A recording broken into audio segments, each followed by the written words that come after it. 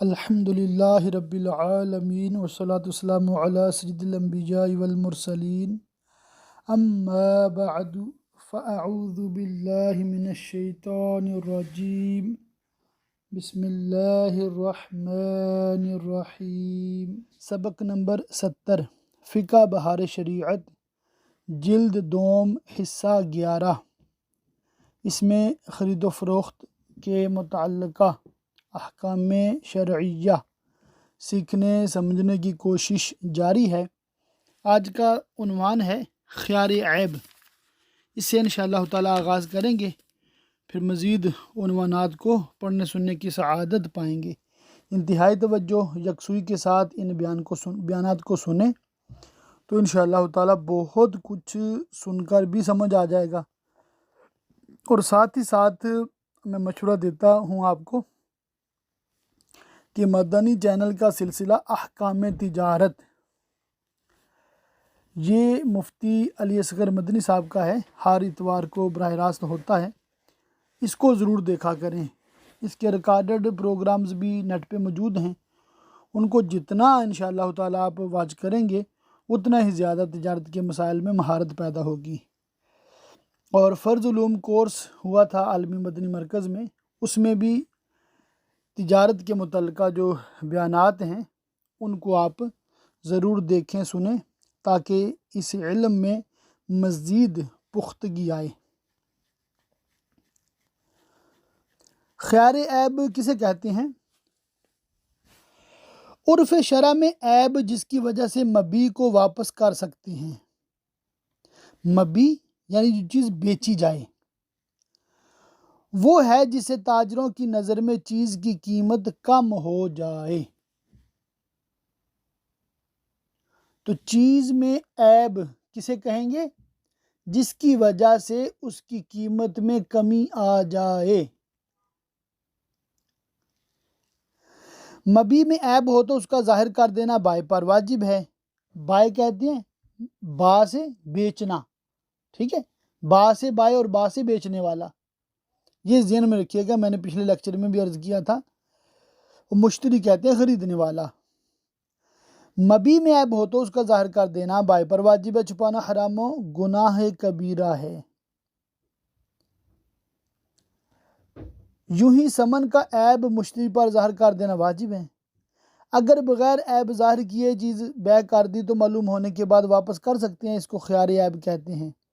خیار عیب کے لیے یہ ضروری نہیں کہ وقت عقد یہ کہہ دے کہ عیب ہوگا تو پھیر دیں گے، کہا ہو یا نہ کہا ہو، بہرحال عیب معلوم ہونے پر مشتری کو واپس کرنے کا حق حاصل ہوگا۔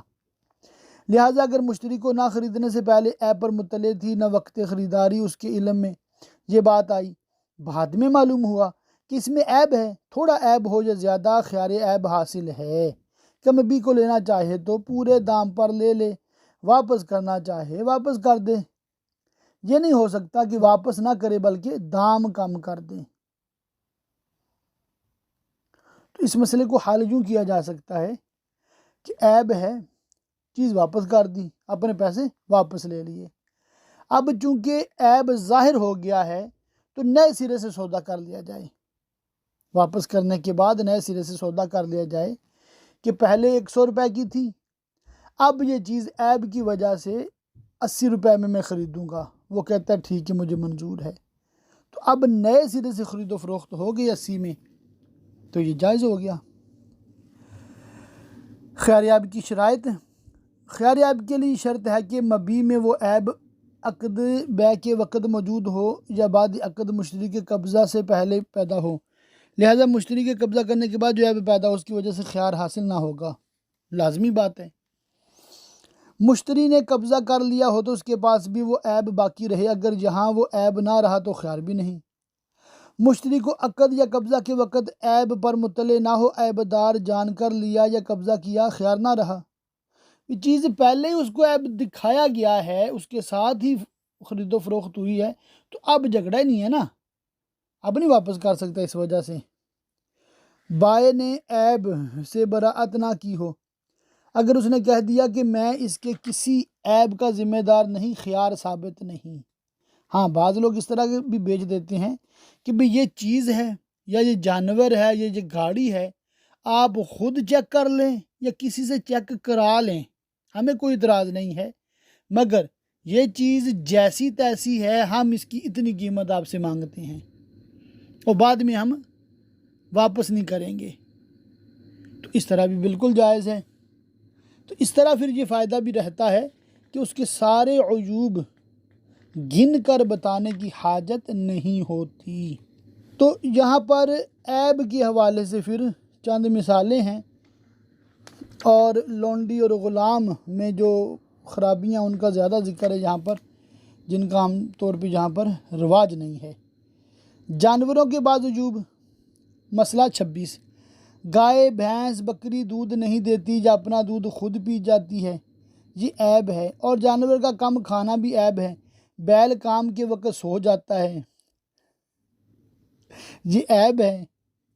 گدھا خریدا وہ سست چلتا ہے، واپس نہیں کر سکتا مگر جبکہ تیز رفتاری کی شرط کر لی ہو، گدھے کا نہ بولنا عیب ہے۔ مرغ خریدا جو نہ وقت بولتا ہے، اچھا نہ وقت بے وقت بولتا ہے، واپس کر سکتا ہے۔ مسئلہ 31، موزے یا جوتے خریدے وہ اس کے پاؤں میں نہیں آتے، واپس کر سکتا ہے۔ اگرچہ خریدے وقت یہ نہ کہا ہو کہ پہننے کے لیے خریدتا ہوں، کیونکہ عادتاً ایک جوڑا جوتا یا موزہ پہننے ہی کے لیے خریدا جاتا ہے۔ جو خریدا جو تنگ تھا، بھائی نے کہہ دیا پہنو ٹھیک ہو جائے گا، ایک دن پہنا مگر ٹھیک نہ ہوا، اب واپس نہیں کر سکتا۔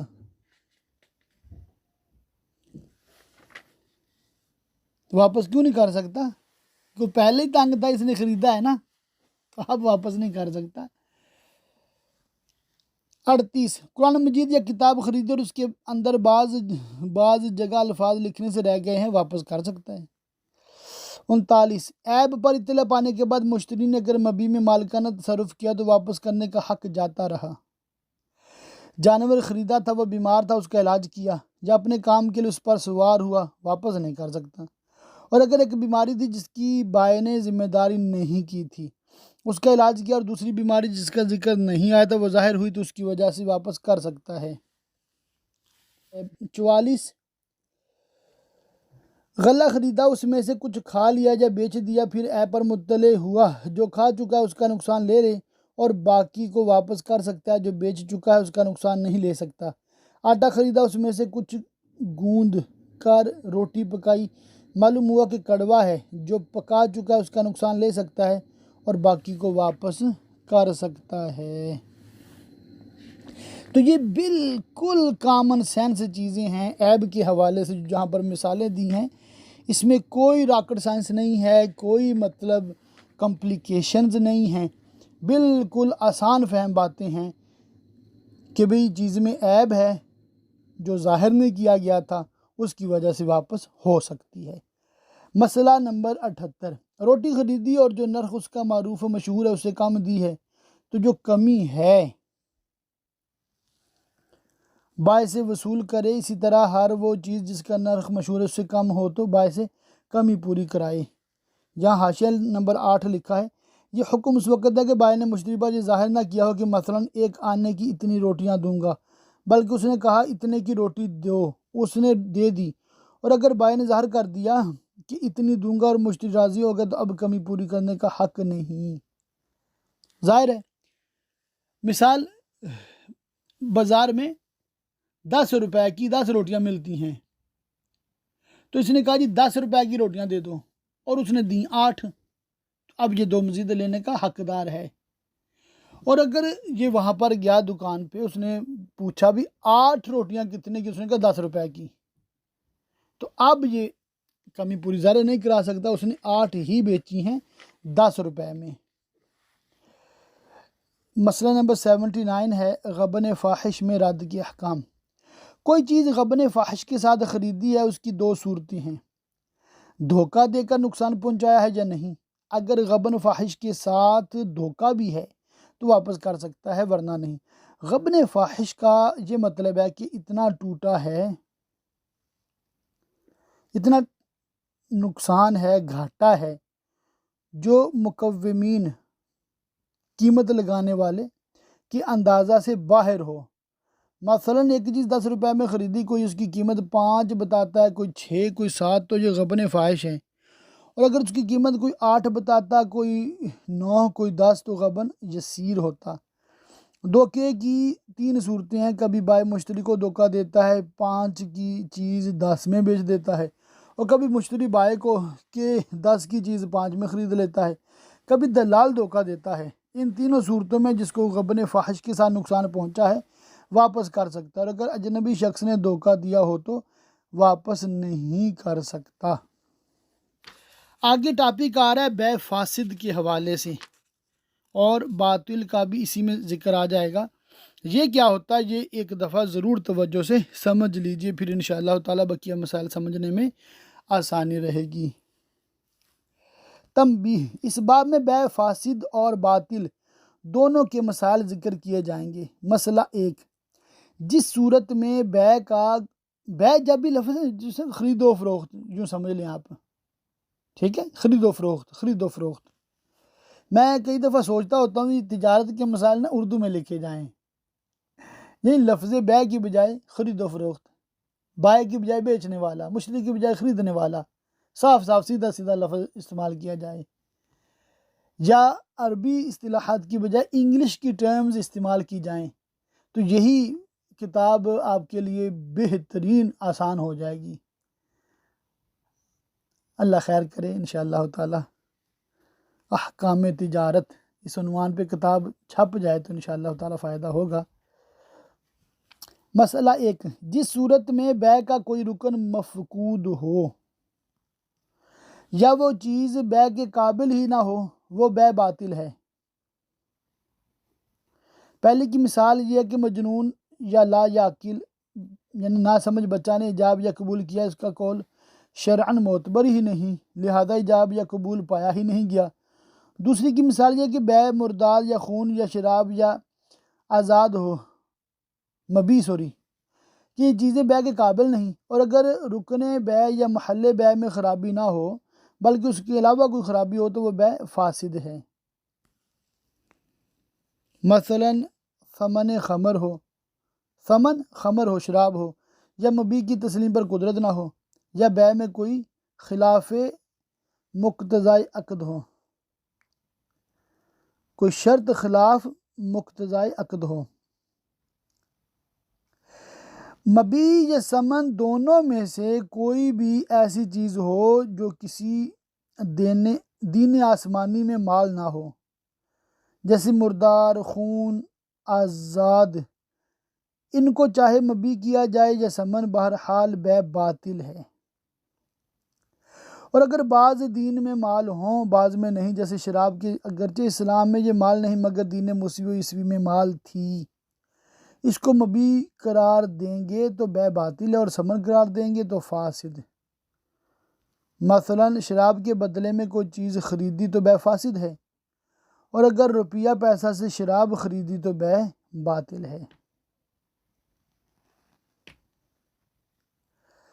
مال وہ چیز ہے جس کی طرف طبیعت کا میلان ہو، جس کو دبا لیا جاتا ہو، جس سے دوسروں کو روکتے ہوں، جسے وقت ضرورت کے لیے جمع رکھتے ہوں، لہذا تھوڑی سی مٹی جب تک وہ اپنی جگہ پر ہے مال نہیں، اور اس کی بے باطل ہے۔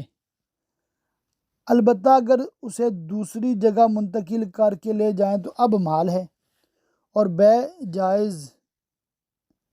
گیہوں کا ایک دانہ اس کی بھی بے باطل ہے، انسان کے پاخانہ پیشاب کی بے باطل ہے، جب تک مٹی اس پر غالب نہ آ جائے اور کھاد نہ ہو جائے۔ گوبر، مینگنی، لید کی بے باطل نہیں، اگرچہ دوسری چیز کی ان میں آمیزش نہ ہو، لہذا اپلے، پنجابی میں اس کو کہتے ہیں پاتھیاں، آگ جلانے کے لیے گوبر کی سکھائی ہوئی ٹکیاں، پاتھیاں، بیچنا، خریدنا یا استعمال کرنا ممنوع نہیں۔ مردار سے مراد غیر مذبوح ہے، چاہے وہ خود مر گیا ہو یا کسی نے اس کا گلا گھونٹ کر مار ڈالا ہو یا کسی جانور نے اسے مار ڈالا ہو۔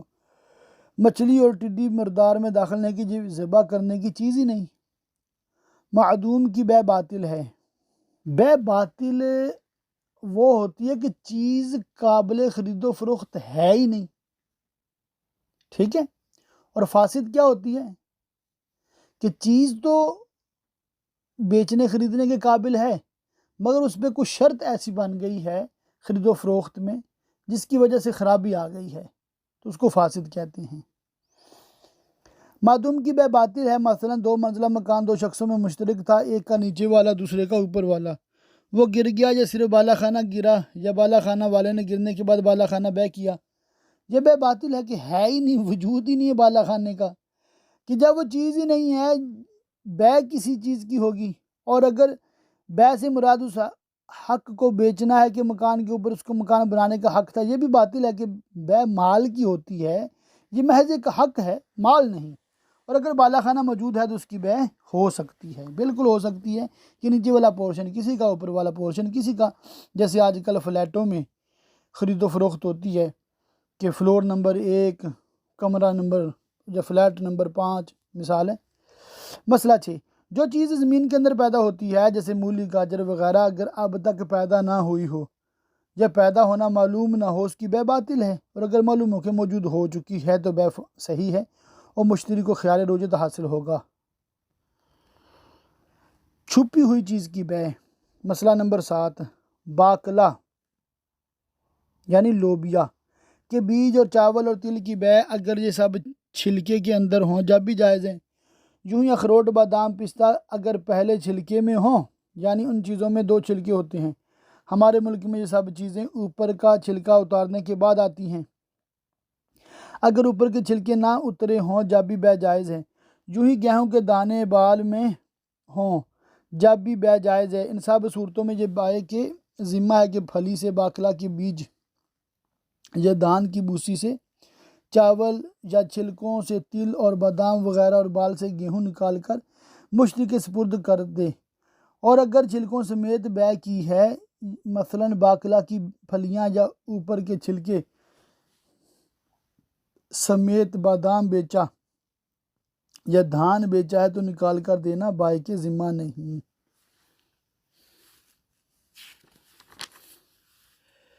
مسئلہ نمبر 14، مبی کی طرف اشارہ کیا اور نام بھی لے دیا، مگر جس کی طرف اشارہ ہے اس کا وہ نام نہیں، مثلا کہا کہ اس گائے کو اتنے میں بیچا اور وہ گائے نہیں بلکہ بیل ہے، یا اس لونڈی کو بیچا اور وہ لونڈی نہیں غلام ہے۔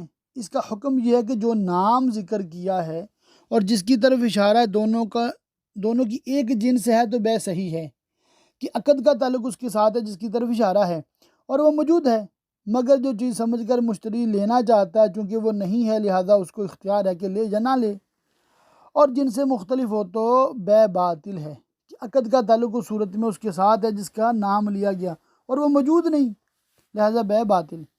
انسان میں مرد و عورت 2 جنس مختلف ہیں، لہذا لونڈی کہہ کر بے کی اور نکلا غلام، یا بالعکس یہ بے باطل ہے۔ اور جانوروں میں نر و مادہ ایک جنس ہے، گائے کہہ کر بے کی اور نکلا بیل یا بالعکس تو بے صحیح ہے اور مشتری کو خیار حاصل ہے۔ یاقوت کہہ کر بیچا ہے اور ہے شیشہ، بے باطل ہے، کہ مبی جو ہے معدوم ہے، مبی کیا ہے، بکنے والی چیز موجود ہی نہیں ہے۔ اور یاقوت سرخ کہہ کر رات میں بیچا اور تھا یاقوت زرد تو بے صحیح اور مشتری کو اختیار ہے، خریدنے والے کو اختیار ہے کہ وہ رکھے یا نہ رکھے۔ مسئلہ 16، آزاد و غلام کو جمع کر کے ایک ساتھ دونوں کو بیچا، یا ذبیحہ اور مردار کو ایک عقد میں بے کیا، غلام اور ذبیحہ کی بھی بے باطل ہے، اگرچہ ان صورتوں میں ثمن کی تفصیل کر دی گئی ہو کہ اتنا اس کا ثمن ہے اور اتنا اس کا، اور اگر عقد 2 ہوں تو غلام اور ذبیحہ کی صحیح ہے، آزاد اور مردار کی باطل۔ مدبر یا ام ولد کے ساتھ ملا کر غلام کی بے صحیح ہے، ان کی نہیں۔ یہ عام طور پہ ہوتا نہیں ہے، یعنی کہ ایسا کون کرے گا؟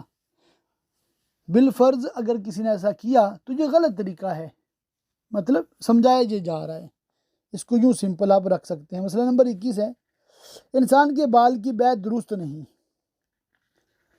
خرید و فروخت درست نہیں، بعض عورتیں اپنے بال بیچتی ہیں، یہ جائز نہیں ہے، اور انہیں کام میں لانا بھی جائز نہیں، مثلا ان کی چوٹیاں بنا کر عورتیں استعمال کریں حرام ہے، حدیث میں اس پر لعنت فرمائی۔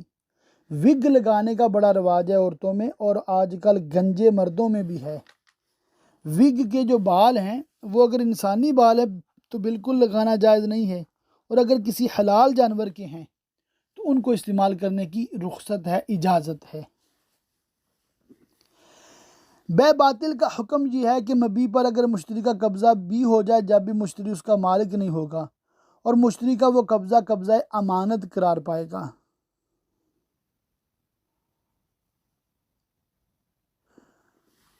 مثلا ایک مسلمان نے شراب خریدی ہے تو خریدنے کے باوجود وہ اس کا مالک نہیں بنے گا، کیوں؟ یہ بے باطل ہے کہ شراب ہے ہی نہیں ایسی چیز جو خریدا بیچا جائے۔ بے میں شرط کا بیان ہے، مسئلہ نمبر 25، بے میں ایسی شرط ذکر کرنا کہ خود عقد اس کا مقتضی ہے، مضر نہیں۔ مثلا بائع بیچنے والا بائع پر مبیع کے قبضہ دلانے کی شرط اور مشتری پر ثمن ادا کرنے کی شرط، اور اگر وہ شرط مقتضی عقد نہیں مگر عقد کے مناسب ہو، اس شرط میں بھی حرج نہیں۔ یہ کہ مشتری ثمن کے لیے کوئی ضامن پیش کرے یا ثمن کے مقابل میں فلاں چیز رہن رکھے اور جس کو ضامن بتایا اس نے اسی مجلس میں ضمانت کر بھی لی اور اگر اس نے ضمانت قبول نہ کی تو بے فاسد ہے، اور اگر مشتری نے ضمانت یا رہن سے گریز کی تو بائع بے کو فسخ کر سکتا ہے۔ یوں ہی مشتری نے بائع سے ضامن طلب کیا کہ میں اس شرط پر خریدوں گا کہ فلاں شخص ضامن ہو جائے کہ مبیع پر قبضہ دلا دے، یا مبیع میں کسی کا حق نکلے گا تو ثمن واپس ملے گا، یہ شرط بھی جائز ہے۔ اور اگر وہ شرط نہ اس قسم کی ہو نہ اس قسم کی مگر شرع نے اس کو جائز رکھا ہے، جیسے خیار شرط، یا وہ شرط ایسی ہے جس پر مسلمانوں کا عام طور پہ عمل درآمد ہے، جیسے آج کل گھڑیوں میں گارنٹی 2 سال کی ہوا کرتی ہے کہ اس مدت میں خراب ہوگی تو درستی کا ذمہ دار بائع ہے، بیچنے والا ہے، ایسی شرط بھی جائز ہے۔ اور یہ بھی نہ ہو یعنی شریعت میں بھی اس کو جواز نہیں وارد ہو اور مسلمانوں کا تعامل یعنی عمل بھی نہیں ہو، وہ شرط فاسد ہے اور بے کو بھی فاسد کر دیتی ہے۔ مثال ہے، کپڑا خریدا اور یہ شرط کر لی کہ بائع اس کو قطع کر کے سی دے گا، تو یہ بھی فاسد ہو گئی شرط، ٹھیک ہے۔ تو فاسد بے کا حکم آپ کو یاد ہوگا کہ چیز تو خریدنے بیچنے والی ہے مگر اس میں شرط کوئی ایسی لگا دی جس کی وجہ سے خرابی آ گئی، اس کو کہتے ہیں بے فاسد ہو گئی۔ مسئلہ نمبر 30 ہے، جو مچھلی کے دریا یا تالاب میں ہے ابھی اس کا شکار کیا ہی نہیں، اس کو اگر نقود یعنی روپے پیسے سے بے کیا تو باطل ہے، چیز ہے ہی نہیں تو کیا بیچ رہا ہے، کہ وہ ملک میں نہیں اور مال متقوم نہیں، اور اگر اس کو غیر نقود مثلا کپڑا یا کسی اور چیز کے بدلے میں بے کیا ہے تو بے فاسد ہے۔ یوں ہی اگر شکار کر کے اسے دریا یا تالاب میں چھوڑ دیا جب بھی اس کی بے فاسد ہے کہ اس کی تسلیم پر قدرت نہیں، تسلیم کہتے ہیں اس کو سپرد کرنا۔ مسئلہ نمبر 37 ہے، پرند جو ہوا میں اڑ رہا ہے اگر اس کو ابھی تک شکار نہ کیا ہو تو بے باطل ہے۔ معدوم کی بے کیا ہوتی ہے؟ باطل۔ معدوم کہتے ہیں جو چیز پائی نہیں جا رہی، ناٹ اویلیبل، اور اگر شکار کر کے چھوڑ دیا ہے تو بے فاسد ہے کہ تسلیم پر قدرت نہیں، اور اگر وہ پرند ایسا ہے کہ اس وقت ہوا میں اڑ رہا ہے مگر خود بخود واپس آ جائے گا، جیسے پلاؤ کبوتر، پالے ہوئے کبوتر، تو اگر جو اس وقت اس کے پاس نہیں بے جائز ہے اور حقیقتاً نہیں تو حکماً اس کی تسلیم پر قدرت ضرور ہے۔ بے فاسد کی دیگر صورتیں، جو دودھ تھن میں ہے اس کی بے ناجائز ہے۔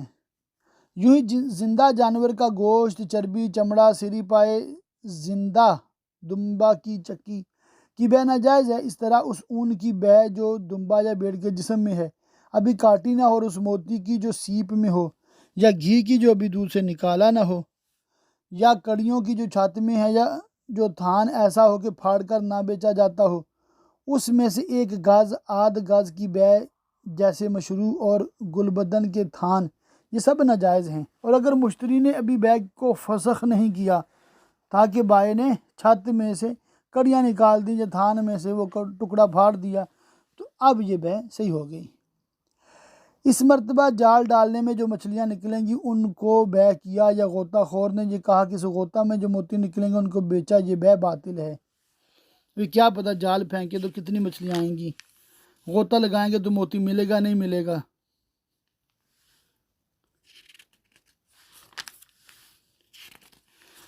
تو ابھی تک اللہ کے فضل سے جو ہم سبق پڑھ رہے ہیں نا، بہت آسان ہے، سمجھ میں آ رہا ہے، بالکل کامن سینس باتیں ہیں۔ ابھی بے فاسد کا حکم کیا ہے؟ مسئلہ نمبر 70 ہے۔ بے فاسد کا حکم یہ ہے کہ اگر مشتری نے بائع کی اجازت سے مبیع پر قبضہ کر لیا تو مبیع کا مالک ہو گیا، اور جب تک قبضہ نہ کیا ہو مالک نہیں۔ بائع کی اجازت صراحتاً ہو یا دلالتاً، صراحتاً اجازت ہو تو مجلس عقد میں قبضہ کرے یا بعد میں، بہرحال مالک ہو جائے گا، اور دلالتاً یہ کہ مثلاً مجلس عقد میں مشتری نے بائع کے سامنے قبضہ کیا اور اس نے منع نہ کیا، اور مجلس عقد کے بعد صراحتاً اجازت کی ضرورت ہے، دلالتاً کافی نہیں، مگر جب کہ بائع ثمن پر قبضہ کر کے مالک ہو گیا تو اب مجلس عقد کے بعد اس کے سامنے قبضہ کرنا، اس کا منع نہ کرنا اجازت ہے۔ مسئلہ نمبر 71، یہ جو کہا گیا کہ قبضہ سے مالک ہو جاتا ہے، اس سے مراد ملک خبیث ہے۔ کیوں؟ بھی بے فاسد ہے نا، کیونکہ جو چیز بے فاسد سے حاصل ہوگی اسے واپس کرنا واجب ہے، اور مشتری کو اس میں تصرف کرنا منع ہے۔ بے فاسد میں قبضہ سے چونکہ ملک حاصل ہوتی ہے، اگرچہ ملک خبیث ہے، لہذا ملک کے کچھ احکام ثابت ہوں گے، مثلا اس پر دعویٰ ہو سکتا ہے، اس کو بیع کرے گا تو ثمن اسے ملے گا، آزاد کرے گا تو آزاد ہو جائے گا، تو اس طرح اس کی مختلف صورتیں ہیں۔ بے فاسد میں مشتری پر اولاً یہی لازم ہے کہ قبضہ نہ کرے، یہ بے فاسد ہے، نہ کرے، اور بائع پر بھی لازم ہے کہ منع کر دیں، بلکہ ہر ایک پر بے فسخ کر دینا واجب، اور قبضہ کر ہی لیا تو واجب ہے کہ بے کو فسخ کر کے مبیع کو واپس کر لے یا کر دے۔ فسخ نہ کرنا گناہ ہے، اور اگر واپس نہ ہو سکے، مثلا مبیع ہلاک ہو گئی یا ایسی صورت پیدا ہو گئی کہ واپسی نہیں ہو سکتی، تو مشتری مبیع کی مثل واپس کرے، اگر مثلی ہو اور قیمتی ہو تو قیمت ادا کرے، اور قیمت میں قبضہ کے دن کا اعتبار ہے، یعنی بروز قبض جو اس کی قیمت تھی وہ دے۔ ہاں اگر غلام کو بے فاسد سے خریدا اور آزاد کر دیا تو ثمن واجب۔ آگے ہیں موانع فسخ، یہ ہیں مسئلہ نمبر 79، 79۔ بے فاسد میں مشتری نے قبضہ کرنے کے بعد اس چیز کو بائع کے علاوہ دوسرے کے ہاتھ بیچ ڈالا، اور یہ بے صحیح بات ہو، یا ہبہ کر کے قبضہ دلا دیا، یا آزاد کر دیا، یا مکاتب کیا، یا کنیز تھی مشتری کے اس سے بچہ پیدا ہوا، یا غلہ تھا اسے پسوایا، یا اس کو دوسرے غلہ میں خلط کر دیا، یا جانور تھا ذبح کر ڈالا، یا مبیع کو وقف صحیح کر دیا، یا رہن رکھ دیا اور قبضہ دے دیا، یا وصیت کر کے مر گیا، یا صدقہ دے ڈالا، غرض یہ کہ کسی طرح مشتری کی ملک سے نکل گئی، تو اب وہ بے فاسد نافذ ہو جائے گی اور اب فسخ نہیں ہو سکتی۔ اور اگر مشتری نے بے فاسد کے ساتھ بیچا یا بے میں خیار شرط تھا تو فسخ کا حکم باقی ہے۔ اللہ اللہ۔ مسئلہ نمبر 90 ہے، کوئی چیز معین مثلا کپڑا یا کنیز 100 روپے میں بے فاسد کے طور پر خریدی اور تقابض بدلین بھی ہو گیا۔ تقابض بدلین کہتے ہیں کہ بیچنے والے نے قیمت لے لی اور خریدار نے چیز۔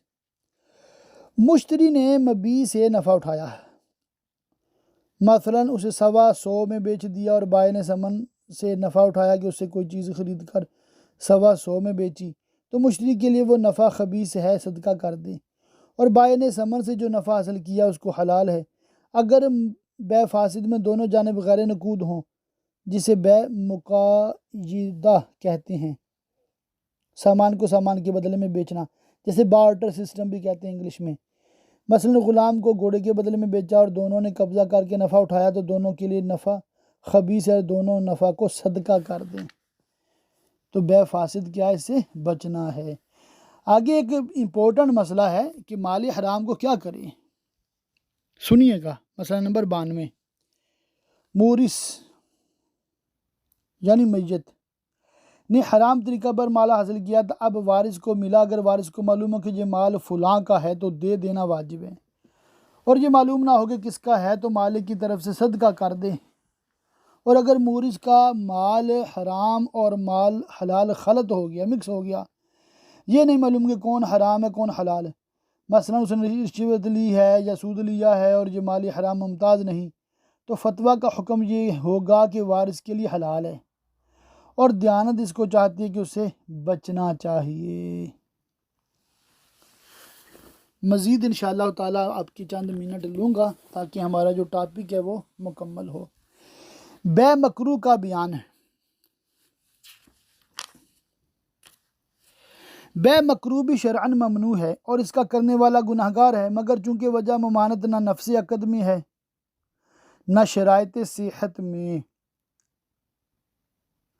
اس لیے اس کا مرتبہ فقہا نے بے فاسد سے کم رکھا ہے۔ اس بے کے فسخ کرنے کا بھی بعض فقہا حکم دیتے ہیں۔ فرق اتنا ہے کہ بے فاسد کو اگر عاقدین فسخ نہ کرے تو قاضی جبراً فسخ کر دے گا، اور بے مکروہ کو قاضی فسخ نہ کرے گا بلکہ عاقدین کے ذمہ دیانتاً فسخ کرنا ہے۔ بے فاسد میں قیمت واجب ہوتی ہے اور اس میں ثمن واجب ہوتا ہے۔ بے فاسد میں بغیر قبضہ ملک نہیں ہوتی، اس میں مشتری قبل قبضہ مالک ہو جاتا ہے۔ مسئلہ نمبر 1، اذان جمعہ کے شروع سے ختم نماز تک بے مکروہ تحریمی، اور اذان سے مراد پہلی اذان ہے کہ اسی وقت سعی واجب ہو جاتی ہے، مگر وہ لوگ جن پر جمعہ واجب نہیں، مثلا عورتیں یا مریض، ان کی بے میں کراہت نہیں۔ نجش مکروہ ہے۔ نجش کیا ہے؟ حضور اقدس صلی اللہ علیہ وسلم نے اسے منع فرمایا۔ نجش یہ ہے کہ مبیع کی قیمت بڑھائے اور خود خریدنے کا ارادہ نہ رکھتا ہو۔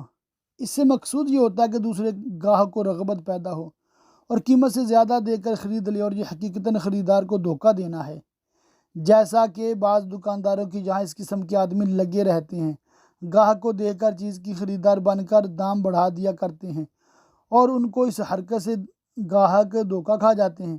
گاہک کے سامنے مبیع کی تعریف کرنا اور اس کے ایسے اوصاف بیان کرنا جو نہ ہوں تاکہ خریدار دھوکہ کھا جائے، یہ بھی نجش ہے۔ جس طرح ایسا کرنا بیع میں ممنوع ہے، نکاح اجارہ وغیرہ میں بھی ممنوع ہے۔ اس کی ممانعت اس وقت ہے جب خریدار واجبی قیمت دینے کے لیے تیار ہے اور یہ دھوکہ دے کر زیادہ کرنا چاہے، اور اگر خریدار واجبی قیمت سے کم دے کر لینا چاہتا ہے اور ایک شخص غیر خریدار اس لیے دام بڑھاتا ہے کہ اصلی قیمت تک خریدار پہنچ جائے، یہ ممنوع نہیں کہ ایک مسلمان کو نفع پہنچانا ہے بغیر اس کے کہ دوسرے کو نقصان پہنچائے۔ مسئلہ 5، حضور اقدس صلی اللہ علیہ وسلم نے اس سے منع فرمایا کہ شہری آدمی دیہاتی کے لیے بیع کرے، یعنی دیہاتی کوئی چیز فروخت کرنے کے لیے بازار میں آتا ہے مگر وہ ناواقف ہے، سستی بیچ ڈالے گا۔ شہری کہتا ہے کہ تو مت بیچ، میں اچھے داموں بیچ دوں گا، یہ دلال بن کر بیچتا ہے۔ اور حدیث کا مطلب بعض فقہا نے یہ بیان کیا ہے، جب اہل شہر قحط میں مبتلا ہوں، ان کو خود غلہ کی حاجت ہو، ایسی صورت میں شہر کا غلہ باہر والوں کی ہاتھ گراں کر کے بیع کرنا ممنوع ہے کہ اس سے اہل شہر کو ضرر پہنچے گا، اور اگر یہاں والوں کو احتیاج نہ ہو تو بیچنے میں مذائقہ نہیں۔ احتکار یعنی غلہ روکنا منع ہے اور سخت گناہ ہے، اور اس کی صورت یہ ہے کہ گرانی کے زمانہ میں غلہ خرید لے اور اسے بیع نہ کرے، بلکہ روک رکھیں کہ لوگ جب خوب پریشان ہوں تو خوب گراں کر کے مہنگی قیمت کر کے بیع کروں گا، اور اگر یہ صورت نہ ہو بلکہ فصل میں غلہ خریدتا ہے اور رکھ چھوڑتا ہے، کچھ دنوں کے بعد جب گراں ہو جاتا ہے بیچتا ہے، یہ نہ احتکار ہے نہ اس کی ممانعت ہے۔ بیع فضولی آگے ٹاپک ہے۔ فضولی اس کو کہتے ہیں جو دوسرے کے حق میں بغیر اجازت تصرف کرے۔ فضولی نے جو کچھ تصرف کیا اگر بوقت عقد اس کا مجیز ہو، یعنی ایسا شخص ہو جو جائز کر دینے پر قادر ہو، تو عقد منعقد ہو جاتا ہے، مگر مجیز کی اجازت پر موقوف رہتا ہے۔ اگر بوقت عقد مجیز نہ ہو تو عقد منعقد ہی نہیں ہوتا۔ فضولی کا تصرف کبھی از قسم تملیک ہوتا ہے جیسے بیع نکاح، اور کبھی اسقاط ہوتا ہے جیسے طلاق طاق، مثلا اس نے کسی کی عورت کو طلاق دے دی، غلام کو آزاد کر دیا، دین کو معاف کر دیا، اس نے اس کے تصرفات جائز کر دیا، نافذ ہو جائیں گے۔ فضولی نے دوسرے کی چیز بغیر اجازت مالک بیع کر دی، بیچ دی، تو یہ بیع مالک کی اجازت پر موقوف ہے، اور اگر خود اس نے اپنے ہی ہاتھ بیع کی تو بیع منعقد نہیں ہوگی۔ بیع فضولی کو جائز کرنے کے لیے شرط ہے کہ مبیع موجود ہو، اگر جاتی رہی تو بیع ہی نہ رہی، جائز کس چیز کو کرے گا؟ تو یہ بھی مطلب بعض صورتوں میں ضرورت پڑتی ہے کہ ایک دوست ہے دوسرے دوست کی گاڑی بیچ دیتا ہے، مثال میں نے آپ کو یہ کار جو ہے 10 لاکھ میں بیچی، ٹھیک ہے، اور پھر اپنے دوست کو بتاتا بھی میں نے آپ کی گاڑی 10 لاکھ میں بیچ دی ہے، اس نے کہا ٹھیک کیا، تو یہ درست ہو گیا۔ مرہون یا مستاجر کی بے، جو چیز نے رہن رکھی ہوئی ہے، گروی رکھی ہوئی ہے یا کسی کو اجرت پر دی ہوئی ہے، کرائے پہ دی ہوئی ہے، اس کو بے مرتہن یا مستاجر کی اجازت پر موقوف ہے، یعنی اگر جائز کر دیں گے جائز ہوگی، مگر بے فسخ کرنے کا ان کو اختیار نہیں، اور راہن اور موجر بھی بے کو فسخ نہیں کر سکتے، اور مشتری چاہے تو بے کو فسخ کر سکتا ہے، یعنی جب تک مرتہن و مستاجر نے اجازت نہ دی ہو۔ مرتہن یا مستاجر نے پہلے رد کر دی پھر جائز کر دی تو بے صحیح ہو گئی۔ مرتہن و مستاجر نے اجازت نہیں دی اور اب اجارہ ختم ہو گیا یا فسخ کر دیا گیا، اور مرتہن کا دین ادا ہو گیا یا اس نے معاف کر دیا اور چیز چھڑا لی گئی، تو وہی پہلی بے خود بخود نافذ ہو گئی۔ مستاجر نے بے کو جائز کر دیا تو بے صحیح ہو گئی، مگر اس کے قبضہ سے نہیں نکال سکتے جب تک اس کا مال وصول نہ ہو لے۔ تو یہ بھی بے فضولی کی ہی قسموں میں سے ایک قسم ہے۔ اللہ تعالیٰ کی پاک بارگاہ میں دعا، اللہ پاک ہمیں علم دین خوب سیکھنے، سمجھنے، یاد رکھنے، عمل کرنے اور دوسروں تک پہنچاتے رہنے کی توفیق رفیق مرحمت فرمائے، آمین بجاہ النبی الامین وصلی اللہ تعالی علیہ وآلہ وصحبہ وبارک وسلم۔